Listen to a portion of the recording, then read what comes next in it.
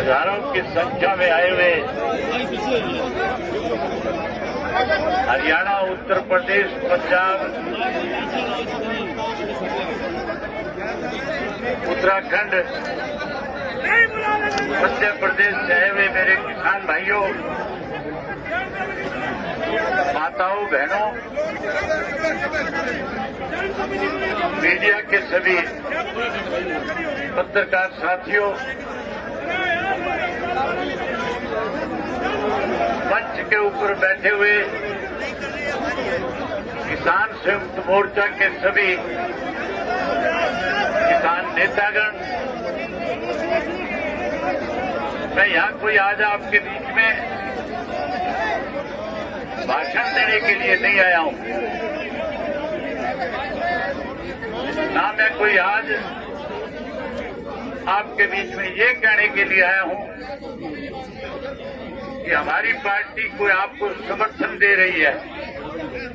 आज मैं अपनी जिम्मेवारी निभाने के लिए आपके बीच में आया हूँ।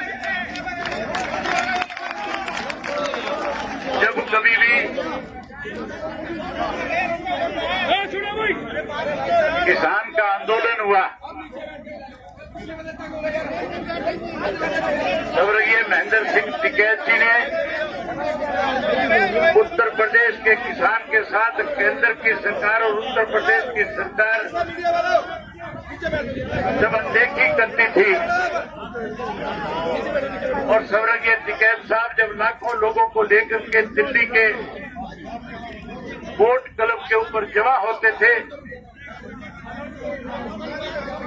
या उत्तर प्रदेश के किसी कोने में जाकर के, मेरठ में आकर के, मुजफ्फरनगर में आकर के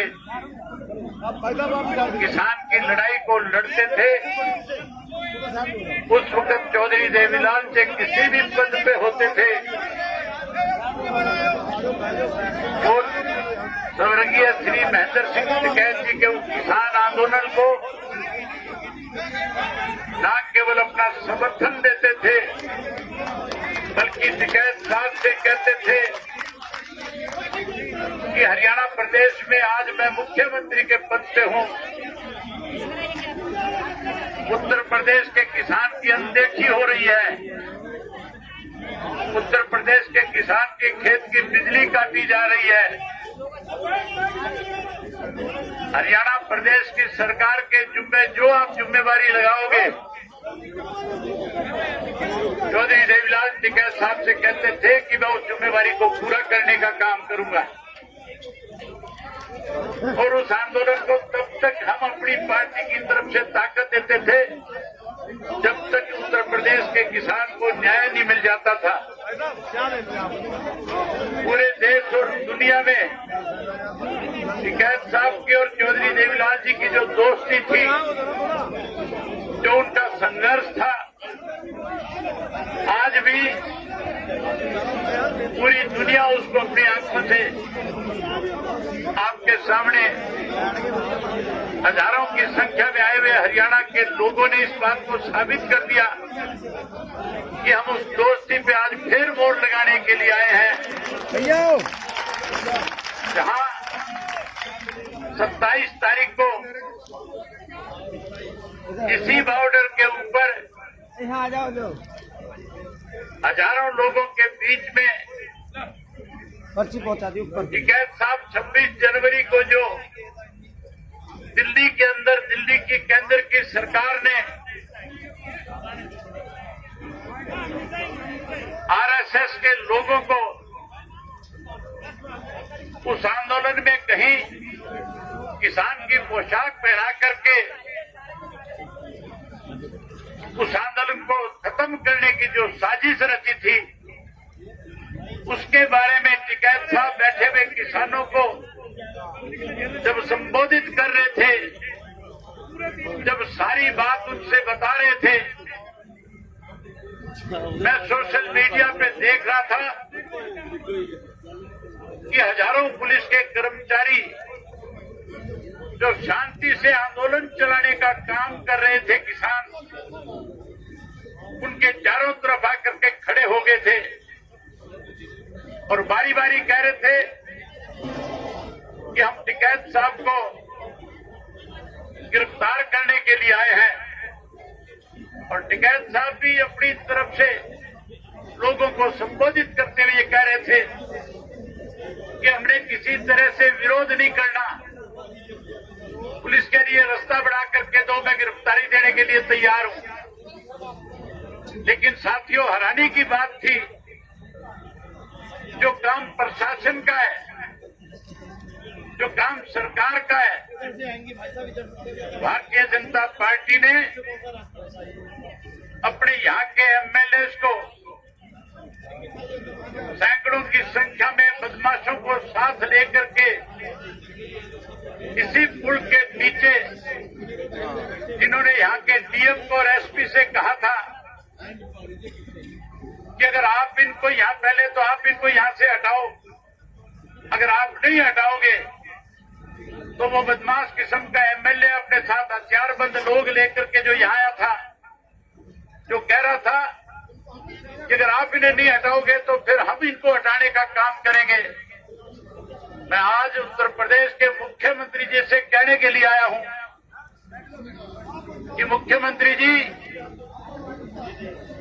इस किसान के साथ बातचीत के जरिए तो आप इस आंदोलन को खत्म कर सकते हो,